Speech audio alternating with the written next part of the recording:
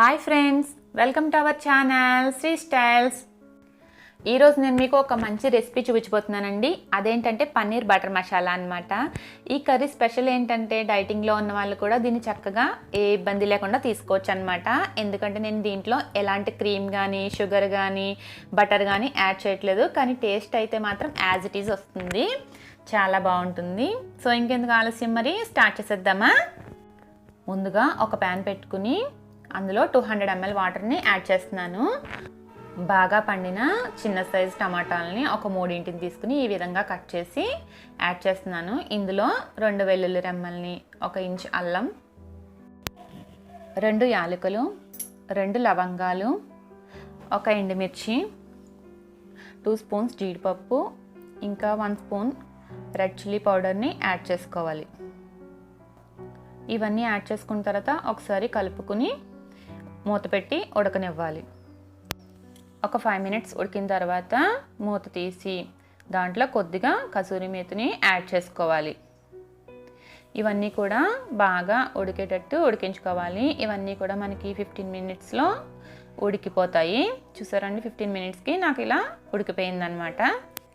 ఇప్పుడు దీన్ని చల్లార్చుకుని ఒక మిక్సర్ జార్లోకి తీసుకుని ఈ విధంగా మెత్తగా అయ్యేటట్టు గ్రైండ్ చేసుకోవాలి. ఇప్పుడు దీన్ని పక్కన పెట్టుకుని స్టవ్ మీద వేరొక ప్యాన్ పెట్టి అందులోకి ఆయిల్ని యాడ్ చేసుకోవాలి.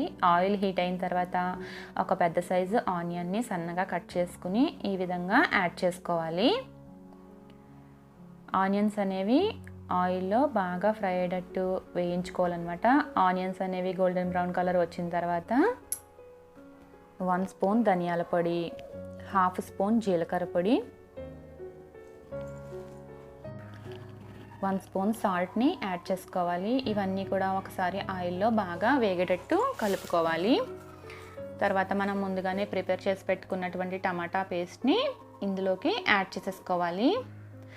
ఇదే టైంలో నేను ఇక్కడ ఒక 200 ml వాటర్ని కూడా యాడ్ చేస్తున్నాను. ఇదంతా ఒకసారి కలుపుకొని కొద్దిగా కసూరి మేతిని యాడ్ చేసుకోవాలి. ఇప్పుడు దీన్ని ఒక 2 మినిట్స్ పాటు ఉడికించుకున్న తర్వాత నేను పన్నీర్ని ముందుగానే ఇలా చిన్న చిన్న పీసెస్లా కట్ చేసేసుకుని హాట్ వాటర్లో 1 మినిట్ పాటు ఉంచి తీసానండి. ఈ విధంగా పన్నీర్ని హాట్ వాటర్లో 1 మినిట్ పాటు ఉంచి తీసి యాడ్ చేసుకోవడం వల్ల పన్నీర్ ఏంటంటే చాలా చాలా సాఫ్ట్గా ఉంటుందన్నమాట మనం తినేటప్పుడు. ఇప్పుడు ఒకసారి కర్రీకి సాల్ట్ అనేది సరిపోయిందో లేదో చూసుకుని తక్కువైతే సాల్ట్ని యాడ్ చేసుకోండి. తర్వాత ఇక్కడ నేను 1 స్పూన్ హనీని యాడ్ చేస్తున్నాను. పన్నీర్ బటర్ మసాలాకి షుగర్ని యాడ్ చేసుకోవచ్చు. నేను ఇక్కడ షుగర్ని యాడ్ చేయట్లేదు, 1 స్పూన్ హనీని యాడ్ చేశాను. హనీ యాడ్ చేయడం వల్ల కూడా కర్రీకి టేస్ట్ అనేది చాలా బాగుంటుందన్నమాట. అంతేనండి, కర్రీ అనేది రెడీ అయిపోయింది. పైన కొద్దిగా కొత్తిమీరతో గార్నిష్ చేసుకోవడమే. చూసారు కదా ఫ్రెండ్స్, ఎంతో టేస్టీగా ఉండే ఈజీగా చేసేసుకునే పన్నీర్ బటర్ మసాలా కర్రీ అన్నమాట. ఈ కర్రీ చపాతీ, పుల్కా, నాన్, రోటీ అన్నింటిలోకి కూడా చాలా బాగుంటుంది.